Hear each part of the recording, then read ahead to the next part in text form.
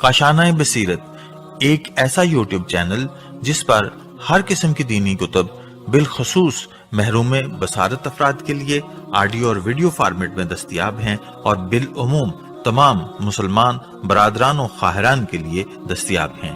इसलिए आपसे गुजारिश है कि बेल आइकन को प्रेस करके हमारे इस चैनल को जरूर सब्सक्राइब कीजिए ताकि आइंदा आने वाली हर किताब आपको बर वक्त मिलती रहे। काशाना बसीरत, काशाना बसीरत, काशाना बसीरत, काशाना बसीरत। बिस्मिल्लाहिर्रहमानिर्रहीम। अस्सलाम वालेकुम सामीन।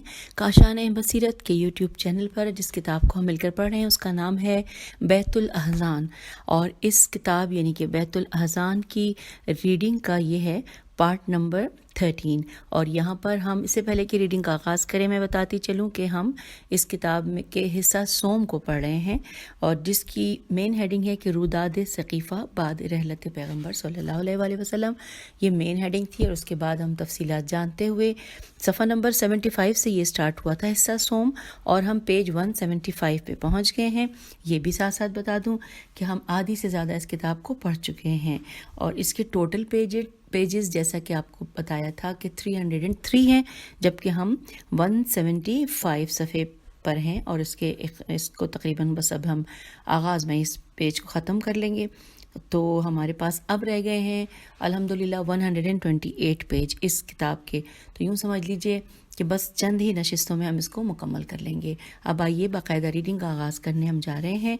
इससे पहले जो हमने लास्ट पढ़ रहे थे हम जहाँ पर वो हेडिंग थी जो कि बैत से जब इनकार किया गया उसके बाद जो है उमर ख़त्ताब ने अपने दो इक़्तिदार में मुआविया अबू सुफियान को एक तफसील जो ख़त लिखा जिसमें इकरार जुर्म था वो भी हमने पढ़ लिया।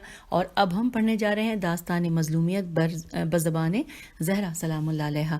आइए इसको मिलकर रीडिंग का आगाज़ करते हैं। बिस्मिल्लाहिर्रहमानिर्रहीम। किताब इरशाद अल क़ुलूब में मरक़ूम है कि हज़रत फ़ातिमा सलामुल्लाह अलैहा ने फरमाया कि हमला आवर बहुत सी लकड़ियाँ हमारे दरवाज़े पर ले आए और वो हम समेत हमारे घर को जलाना चाहते थे।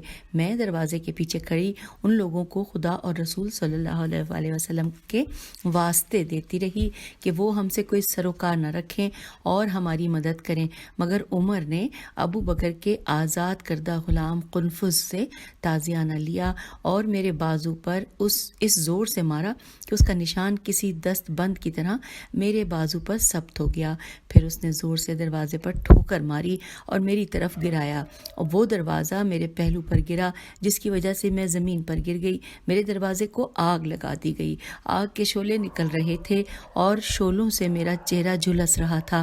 मेरा दुश्मन अपने हाथों से मुझे ज़दोकोब करता रहा और मेरे गोशवारे टूट कर गिर गए। दरवाज़ा लिखा है दर्द ज़ै ने मुझे बेचैन कर दिया और मेरा बेगुनाह मोहसिन साक़ित और कत्ल हो गया। और अब हम पेज नंबर 176 पर आ गए हैं जहाँ पर हेडिंग है शब महराज मज़लूमियत सैयदा सलामुल्लाह अलैहा की पेशिन गोई। अल्लाह ताला ने शब महराज जहाँ अपने हबीब को बहुत से आने वाले वाक़यात की ख़बर दी थी उनमें से एक ख़बर ये भी थी कि इन्वर्टेड कॉमा के बहरहाल तेरी बेटी पर लोग जुल्म करेंगे, उसे उसके हक़ से महरूम कर देंगे और तूने जो उसका हक़ मुकर्रर किया होगा लोग उसका वो हक़ भी उससे सब्त गस्ब कर लेंगे, गैन स्वाद बे गस्ब कर लेंगे और लोग तेरी इस हामला बेटी को ज़दोकोब करेंगे, उसकी इजाज़त के बग़ैर उसके घर में दाखिल हो जाएंगे और उसे महज़ून व मग़मूम करेंगे। उस वक्त उसका कोई हामी व नासिर नहीं होगा और ज़रबात के असर से लोग उस बच्चे को सख्त सीन काफ तो कर देंगे और उसको कत्ल कर देंगे। Inverted comma close. फिर लिखा है पैगम्बर सल्लल्लाहु अलैहि वसल्लम ने यह सुनकर कहा कि इन्ना लिल्लाहि व इन्ना इलैहि राजिऊन। खुदाया मैं इन अमूर को तस्लीम करता हूँ और तेरे फरमान के सामने सर झुकाता हूँ और तुझसे सब्र व तौफीक का तलबगार हूँ। अब अगली हेडिंग आ गई साथ साथ कि ज़हरा सलामुल्लाह अलैहा को अज़ियत देने वालों पर कैसा अज़ाब होगा। اس حوالے سے یہاں پہ سواریہ نشان ہے اس ہیڈنگ میں. آئیے جانتے ہیں کیا لکھا ہے کہ روایت میں مذکور ہے کہ قیامت کے دن سب سے پہلے محسن بن علی علیہ السلام کا مقدمہ پیش کیا جائے گا اور اللہ کی طرف سے اس کا فیصلہ کیا جائے گا. محسن کے قاتل اور قنفس کے لیے حکم صادر ہوگا کہ انہیں عرصہ محشر میں لایا جائے. انہیں آتشی تازیانے لگائے جائیں کہ اگر ان تازیانوں میں سے ایک تازیانہ تمام سمندروں میں گر جائے تو مشرق سے لے کر مغرب تک سمندر اس کی گرمی سے کھولنے لگ جائیں گے، اور اگر ایک تازیانہ دنیا کے تمام پہاڑوں پر گرا دیا جائے تو پہاڑ پگھل کر خاکستر میں تبدیل ہو جائیں گے. محسن کے قاتل اور قنفس کو وہی تازیانے مارے جائیں گے. مفضل یا میم فے زواد لام مفضل بن عمر نے ایک طولانی حدیث میں امام جعفر صادق علیہ السلام سے نقل کیا ہے. آپ علیہ السلام نے فرمایا قیامت کے دن حضرت امیر المومنین علیہ السلام، ختیجہ اور حضرت علی علیہ السلام کی والدہ حضرت فاطمہ سلام اللہ علیہ بنت اسد محسن کو اپنے ہاتھوں پر اٹھائے ہوئے ہوں گی اور گریہ اوزاری کر رہی ہوں گی. محسن کی والدہ حضرت سیدہ سلام اللہ علیہ قرآن مجید کی آیت تلاوت کر رہی ہوں گی جو کہ سورہ انبیاء کی آیت نمبر 104 ہے کہ ساتھ میں لکھا ہے. اس کا ترجمہ پڑھتے ہیں کہ یہ تمہارا وہی دن ہے جس کا تم سے وعدہ کیا جاتا ہے. یہ سورہ انبیاء کی آیت نمبر 104 کا ترجمہ تھا. اور اس کے بعد پھر لکھا ہے کہ ساتھ ساتھ یہ بھی کہا کہ سورہ آل عمران کی آیت نمبر 30 بھی پڑھیں گی کہ اس دن کو یاد کرو کہ جب ہر نفس اپنے نیک اعمال کو بھی حاضر پائے گا اور اعمال بد کو بھی، جن کو دیکھ کر یہ تمنا کرے گا کہ کاش اس کے اور ان برے اعمال کے درمیان طویل فاصلہ ہو جاتا. یہ تھی سورہ آل عمران کی آیت نمبر 30 کا ترجمہ. یہ تو ہم نے پڑھا. پھر لکھا ہے کہ یہ فرما کر امام جعفر صادق علیہ السلام اتنا روئے کہ آپ کے ریش مبارک آنسوں سے آپ کی تر ہو گئی، اور پھر آپ نے فرمایا کہ اس آنکھ کو کبھی ٹھنڈک نصیب نہ ہو، اس آنکھ کو کبھی ٹھنڈک نصیب نہ ہو جو اس ذکر مصیبت پر نہ روئے. اور اب آئیے سامعین آگے چلتے ہیں. اگلی ہیڈنگ ہے اسی صفحے پہ، یعنی ہم 177 پیج پر آ گئے ہیں. یہاں پر اگلی ہیڈنگ ہے قیامت میں علی علیہ السلام کا خزانہ. لکھا ہے پیغمبر اکرم صلی اللہ علیہ وآلہ وسلم نے حضرت علی علیہ السلام سے فرمایا کہ جنت کا خزانہ تمہارے لیے ہے اور تم ہی 2 شاخوں والے ہو. اور پھر ساتھ ساتھ یہاں بریکٹ میں لکھا ہے کہ 2 شاخوں سے امام حسین اور امام حسن علیہ السلام مراد ہیں جو کہ جنت کے لیے باعث زینت ہوں گے. اور یہاں پر بریکٹ کلوز ہو گیا. پھر لکھا ہے مرحوم شیخ صدوق علیہ رحمہ فرماتے ہیں میں نے اپنے بعض اساتذہ سے سنا کہ خزانے سے مراد محسن بن علی ہے جس کا در و دیوار کے درمیان اسقاط ہوا تھا، اور ہمارے وہ استاد اس روایت سے استدلال کرتے تھے کہ انسان کا اسقاط شدہ بچہ دروازہ جنت کے قریب ناراض حالت میں کھڑا ہوگا اور اسے جنت میں جانے کے لیے کہا جائے گا تو وہ جواب میں کہے گا کہ میں اس وقت تک جنت میں نہیں جاؤں گا جب تک میرے والدین مجھ سے پہلے جنت میں داخل نہ ہو جائیں. آئیے سامعین ہم پیج نمبر 177 پڑھ چکے اور اب ہم پیج نمبر 178 پڑھنے جا رہے ہیں. اور یہاں پہ ہیڈنگ ہے قول نظام، نون زوئے الف میم اور زوئے پہ تشدید ہے. اور اس حوالے سے یہاں پہ حاشیے میں سمجھایا گیا ہے کہ ابراہیم بن سیار بصری معروف بنظام، نون زوئے الف میم زوئے پہ تشدید، معروف بنظام، متوفی 835 سے 845، مشہور و معروف معتزلی متکلم تھے اور دنیائے اسلام کے عظیم عالم تھے. اور بریکٹ پہ لکھا ہے المنجد فی العالم، الف لام میم نون جیم دال، اور فی العالم فے چھوٹی الف لام الف عین لام الف میم. یہ بریکٹ میں ہم نے پڑھ لیا. اور اب آئیے ہم تفصیل جانتے ہیں، اور کیونکہ ہم نے حاشیے میں معلومات جان لی. اور ہیڈنگ ہے قول نظام. آئیے قول نظام کے حوالے سے پڑھتے ہیں. لکھا ہے سید بزرگوار مولانا میر حامد حسن ہندی اپنی کتاب ابقات الانوار عین بے قاف الف تے الف لام الف نون واو الف رے میں کتاب الوافی بالوفیات بے الف لام واو الف فے چھوٹی ہے اور بے الف لام واو فے یہ الف تے، کتاب الوافی بالوفیات، تالیف صلاح الدین صفری سواد فیرے چھوٹی ہے، ان کے بارے میں لکھا ہے عالم اہل سنت، بریکٹ کلوز ہو گیا. لکھا ہے کہ ان کے حوالے سے ابو عمر و جاہز جیم الف ہے زوئے کے استاد نظام کے متعلق لکھتے ہیں کہ نظام نے کہا کہ پیغمبر اکرم صلی اللہ علیہ وآلہ وسلم نے اس بات کی تصریح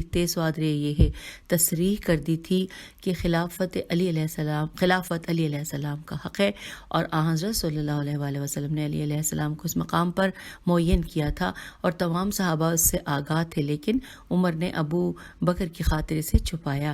پھر لکھا ہے نظام نے اپنے سلسلہ کلام میں کہا ہے عمر نے ابو بکر کی بیعت خلافت کے دن حضرت فاطمہ سلام اللہ علیہ کے پہلو پر ضرب ماری تھی، جس کی وجہ سے محسن کا اسقاط ہوا تھا۔ اسی طرح شہر ستانی کی کتاب الملل والنحل میں تحریر ہے۔ اچھا سامعین، یہ ہم نے پڑھ لیا۔ اب اگلی ہیڈنگ آ گئی ہے، پیج وہی ہے 178، کہ پیغمبر اکرم صلی اللہ علیہ وآلہ وسلم نے خون حبار، اب یہ جو حبار کا ورڈ ہے یہ انورٹڈ کاما میں ہے، خون حبار ہے پہ پیش ہے بے الف رے حبار کو مباح کیوں کیا تھا۔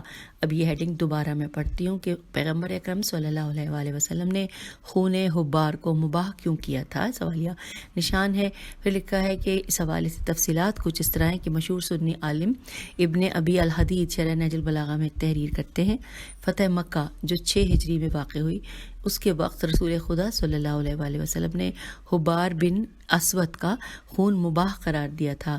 اس کا جرم یہ تھا کہ جب رسول خدا صلی اللہ علیہ وآلہ وسلم کی بیٹی زینب سلام اللہ علیہ ہجرت کر کے مدینہ جا رہی تھیں تو اس نے نیزے سے انہیں محمل میں خوف زدہ کیا تھا، جس کی وجہ سے حضرت زینب سلام اللہ علیہ کے شکم کا بچہ ساقط ہو گیا تھا۔ اس لیے رسول خدا صلی اللہ علیہ وآلہ وسلم نے فتح مکہ کے موقع پر عام معافی کے اعلان کے باوجود اس کے خون کو مباح قرار دیا تھا۔ میں ابن ابی الحدید نے یہ روایت اپنے استاد ابو جعفر نقیب کے سامنے پڑھی تو انہوں نے کہا کہ رسول خدا صلی اللہ علیہ وآلہ وسلم نے حبار بن اسود کا خون اس وجہ سے مباح کیا تھا کہ اس نے آپ کی صاحبزادی زینب سلام اللہ علیہ کو خوفزدہ کیا تھا، جس کی وجہ سے ان کا حمل ساقط ہو گیا تھا۔ اور اس وجہ سے معلوم ہوتا ہے کہ اگر پیغمبر اکرم صلی اللہ علیہ وآلہ وسلم زندہ ہوتے تو آپ اس شخص کا خون بھی مباح قرار دیتے جس نے حضرت فاطمہ سلام اللہ علیہ کو خوف زدہ کیا تھا، جس کی وجہ سے ان کا حمل گر گیا تھا۔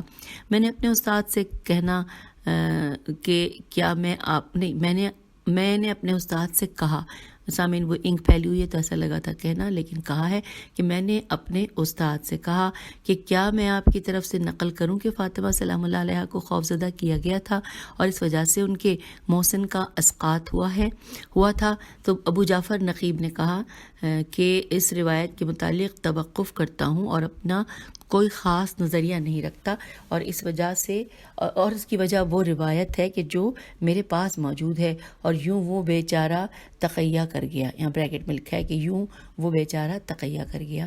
اب یہاں پہ لکھا ہے کہ مؤلف کہتا ہے کہ سید جزوی جیم زی واو عین چھوٹی ہے، انہوں نے کیا ہی اچھا شعر لکھا ہے۔ آئیے ان کے یہ یہاں پر 3 اشعار ہیں جس کا ہم اردو ساتھ ساتھ پڑھ رہے ہیں کہ ان دو اشخاص نے رسول خدا صلی اللہ علیہ وآلہ وسلم کی وفات کے بعد حضرت زہرا سلام اللہ علیہ کو غیظ و غضب کے کئی گھونٹ پلائے، اور انہوں نے آپ کو غیظ و غضب کے گھونٹ پلا کر بہت ہی برا کیا۔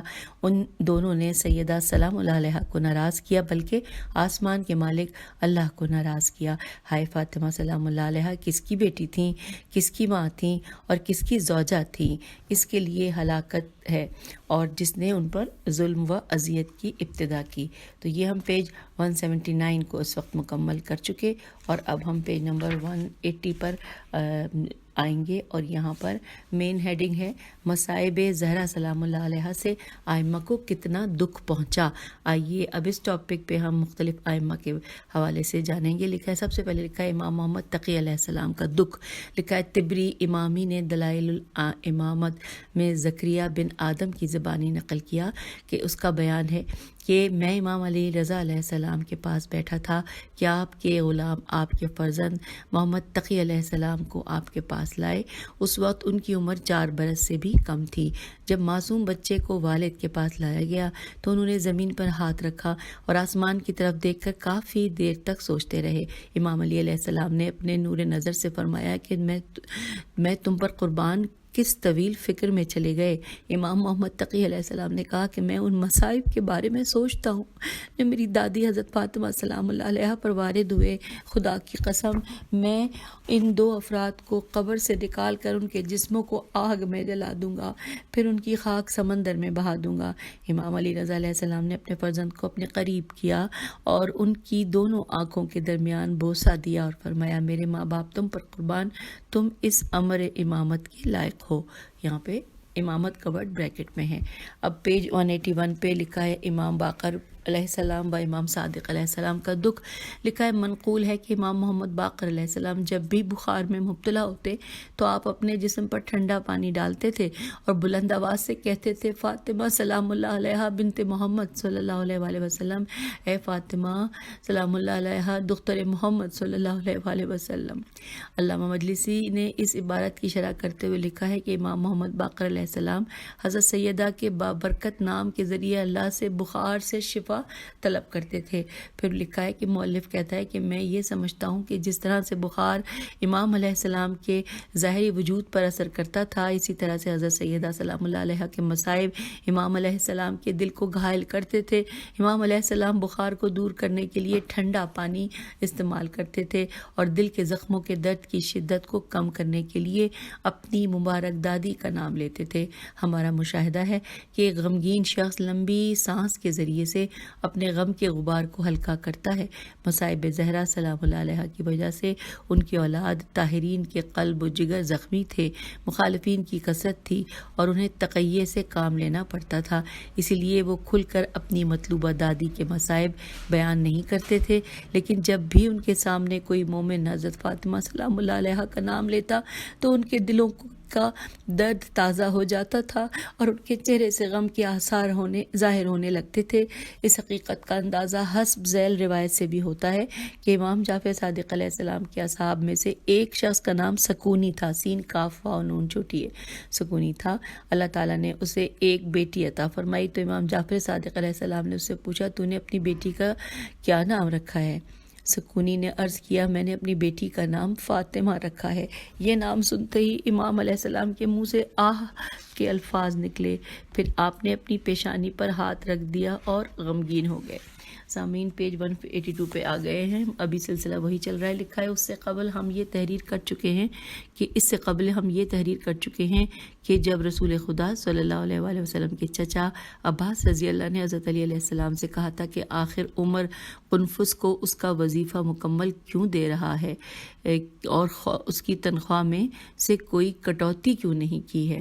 حضرت علی علیہ السلام نے ادھر ادھر دیکھا، آپ کی آنکھوں سے سیلاب اشک جاری ہوئے اور فرمایا کہ اس ذریعے سے وہ اس تازیانے کا شکریہ ادا کر رہا ہے جو قنفذ نے فاطمہ زہرا سلام اللہ علیہ کے رسید کیا تھا۔ جب فاطمہ سلام اللہ علیہ دنیا سے رخصت ہوئیں تو ان کے بازو پر کسی بازو بند کی طرح سے اس کا نشان موجود تھا۔ اور اب سامعین پیج 182 پر ہی ہم آگے تھے وہیں پر ہیں، اور یہاں پر ہیڈنگ ہے بشار مکاری کی داستان۔ لکھا ہے اس حوالے سے کہ علامہ مجلسی رحمۃ اللہ تحفۃ الزائر میں رقم تراز ہے کہ بشار مکاری کا بیان ہے کہ میں کوفے میں حضرت امام جعفر صادق علیہ السلام کی خدمت میں گیا، میں نے دیکھا کہ تبرز توئے بے ریزے کھجور کی ایک پلیٹ نہیں، پھر اس کو دوبارہ ہجے کرتی ہوں، توئے بے ریزے دال تبرزد ہے، یا اس کا میں ہجے نہیں کر پا رہی ہوں، کھجور کی ایک پلیٹ آپ کے سامنے رکھی ہوئی تھی، یہ کھجور کا نام ہوگا یقیناً جو میرے علم میں نہیں ہے، رکھی ہوئی تھی اور آپ اس سے کھجوریں تناول کر رہے تھے، اور لکھا ہے کہ آپ نے مجھ سے فرمایا کہ آؤ اور میرے ساتھ کھجوریں کھاؤ۔ میں نے عرض کیا آپ ہی تناول فرمائے، میں راستے میں آ رہا تھا کہ میں نے ایک دردناک منظر دیکھا جس کی وجہ سے میری غیرت جوش میں آ گئی، میرے دل میں درد پیدا ہوا اور میں رونے لگا۔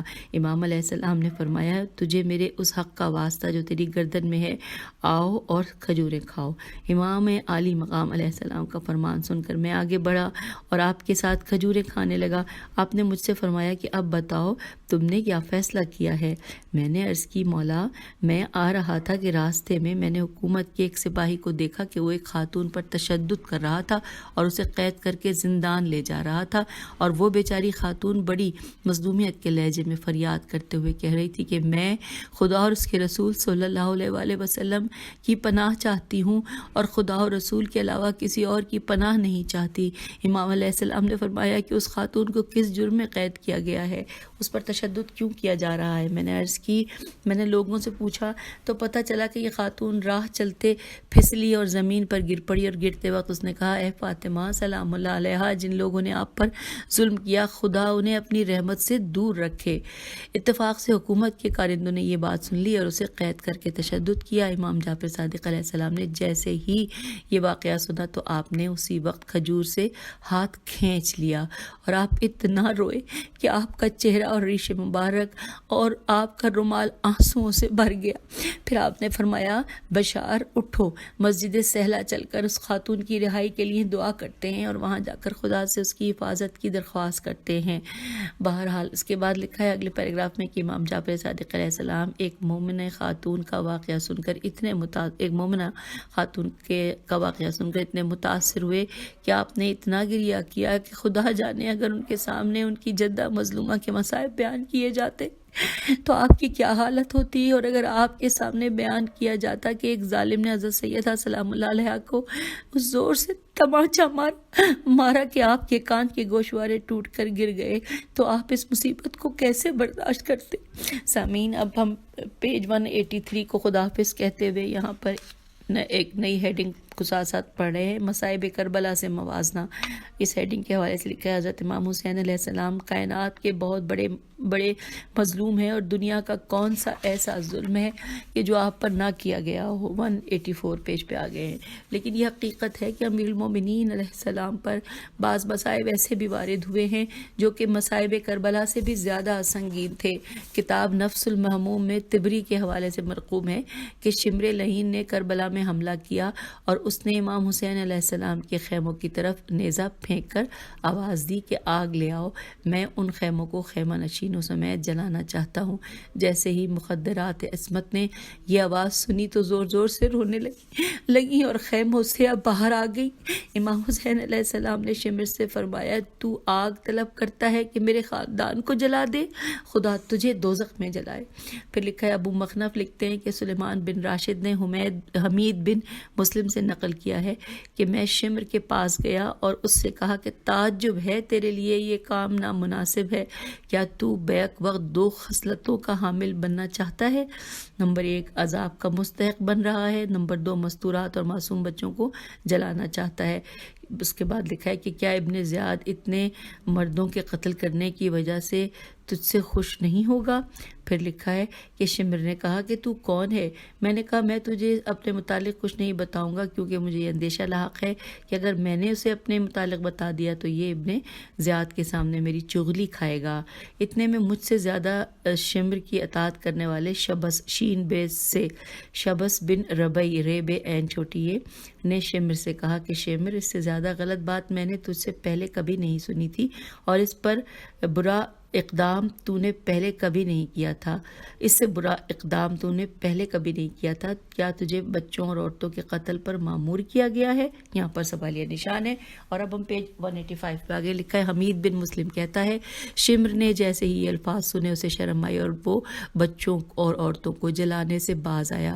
قارئین اکرام، شمر دنیا کا بہت بڑا بدبخت اور بے حیا اور احمق شخص تھا، مگر جب اس کے ساتھی شبس شین بے سے شبس بن ربی نے تانا دیا تو اسے حیا محسوس ہوئی اور خیموں کو جلانے سے باز آ گیا۔ لیکن اس مقام پر حضرت علی علیہ السلام کی مظلومیت بھی دیکھیں کہ ان کا حریف اپنے ساتھیوں کا دستہ لے کر حضرت علی علیہ السلام کے دروازے پر آیا اور آواز دے کر کہا کہ مجھے اس ذات کی قسم کہ جس کے اختیار میں میری جان ہے، تم لوگ یا تو بیعت کے لیے باہر آؤ ورنہ تمہارے سمیت میں اس گھر کو جلا دوں گا۔ اور سامعین، حوالہ ہے شرح نہج البلاغہ ابن ابی الحدید جلد نمبر 6 صفحہ نمبر 48۔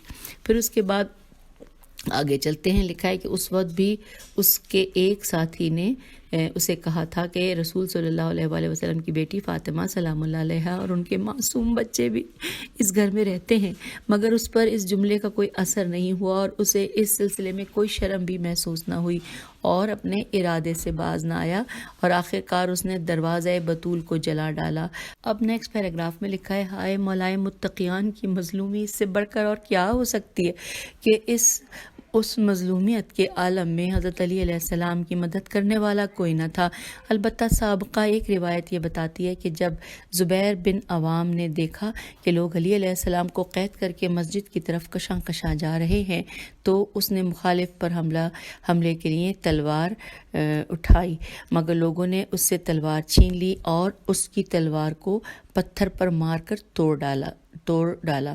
اس وقت زبیر بن عوام فریاد کر کے یہ کہہ رہا تھا کہ اے نسل عبد المطلب، علی علیہ السلام کے ساتھ یہ سلوک ہو اور تم زندہ رہو۔ اب یہاں پر یہ ہم پیج 185 مکمل کر کے پیج 186 پر آ رہے ہیں اور یہ صفحہ کھلنے میں ذرا دیر لگا رہا ہے۔ چلیے اب ہم آ گئے ہیں 186 پر۔ یہاں پر ہیڈنگ ہے مظلومیت علی علیہ السلام۔ لکھا ہے سقط الاسلام۔ محمد بن یعقوب کلینی رحمۃ اللہ نے اپنے اسناد سے صدیر سین دال یہ صدیر ہے یا صدیر ہے سے روایت کی کہ اس نے کہا کہ ہم امام محمد باقر علیہ السلام کی خدمت میں بیٹھے تھے کہ وفات رسول صلی اللہ علیہ وآلہ وسلم کے بعد کے حالات اور حضرت علی علیہ السلام کی مظلومیت کا ذکر چھڑا تو ایک شخص نے آپ سے کہا کہ خدا آپ کو کامیابی دے، بنی ہاشم کی عزت و شہرت اور ان کی کامیابی کی کثرت کو کیا ہوا تھا؟ بریکٹ میں لکھا ہے یعنی جب حضرت علی علیہ السلام پر ظلم ڈھائے جا رہے تھے تو بنی ہاشم کے افراد کہاں تھے اور ان کی قوت و شہرت کدھر چلی گئی تھی؟ سوالیہ نشان بھی ہے اور یہ جملہ پورا بریکٹ یہاں پہ مکمل ہوا۔ جملہ شروع ہوا تھا کہ یعنی جب حضرت علی علیہ السلام، یہاں سے تو یہاں مکمل ہوا۔ اگلے پیراگراف میں لکھا ہے امام محمد باقر علیہ السلام نے فرمایا بنی ہاشم میں سے کوئی نہ بچا تھا۔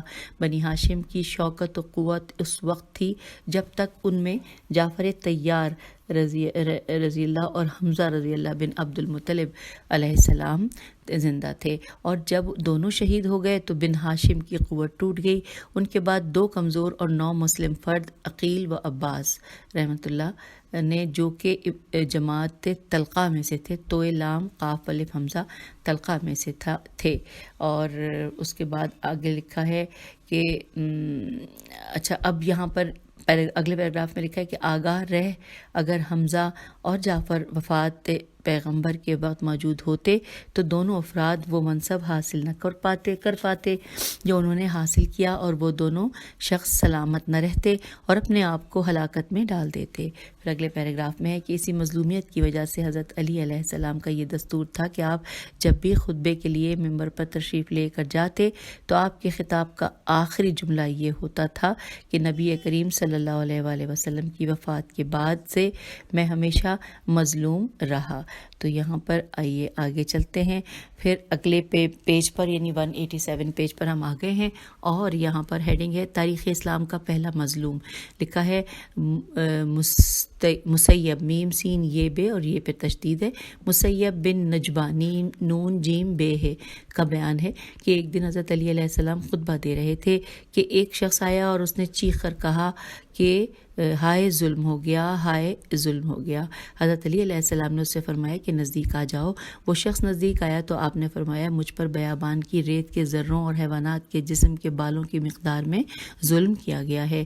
ایک اور عرب نے امیر المومنین علیہ السلام کے پاس سے گزرتے ہوئے کہا یا امیر المومنین المظلوم، اے مظلوم امیر المومنین۔ حضرت نے فرمایا کہ عزیزم مجھ پر ریگستان کی ریت کے ذرات اور حیوانات کے بالوں کے برابر ظلم ہوئے ہے۔ اور اسی مظلومیت کو دیکھ کر حضرت ابو ذر غفاری امیر المومنین علیہ السلام کو مظلوم اور مقہور بزرگ میم قاف ہے واورے مظلوم و مقہور بزرگ کے عنوان سے پکارا کرتے تھے۔ اور پھر آگے لکھا ہے کہ سقط الاسلام کلینی نے امام نہم یعنی نویں امام سے روایت کی کہ امیر المومنین کی قبر پر کھڑے ہو کر ان الفاظ سے زیارت پڑھو.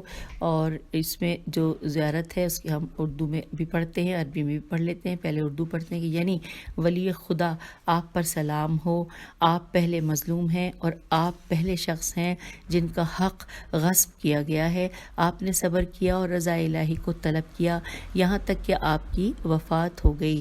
میں گواہی دیتا ہوں کہ آپ شہید ہو کر خدا کے حضور پہنچے.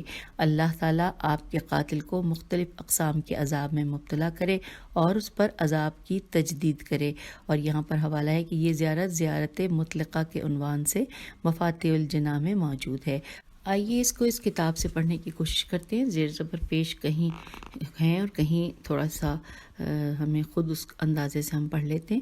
لکھا ہے السلام علیکہ یا ولی اللہ انت اولا مظلوم و اولا من اوصبا حقہ زبرتا و احسبتا حتی اتاک الیقین فاشہد انکا لقیت اللہ و انت شہید عذب اللہ قاتلک بانواع العذاب وجدد علیہ العذاب. یعنی ولی اللہ خدا آپ پر سلام ہو، آپ پہلے مظلوم ہیں اور آپ پہلے شخص ہیں جن کا حق غصب کیا گیا. آپ نے صبر کیا اور رضا الہی کو طلب کیا یہاں تک کہ آپ کی وفات ہو گئی. میں گواہی دیتا ہوں کہ آپ شہید ہو کر خدا کے حضور پہنچے. اللہ تعالیٰ آپ کے قاتل کو مختلف اقسام کے عذاب میں مبتلا کرے اور اس پر عذاب کی تجدید کرے. اور جیسا کہ ابھی بتایا تھا آپ کو میں دوبارہ دہرا دیتی ہوں کہ یہ زیارت مطلقہ میم تو لام قافے کے عنوان سے مفاتیح الجناح میں موجود ہے. اور اب آئیے اگلے صفحے کی جانب یعنی کہ 188. اور یہاں پہ لکھا ہے مؤلف کہتا ہے کہ یہ مصائب و علام درد مند سینے سے نکلتی ہوئی آہ سوزاں ہیں اور ان مصائب سے پتھر بھی پگھل سکتے ہیں.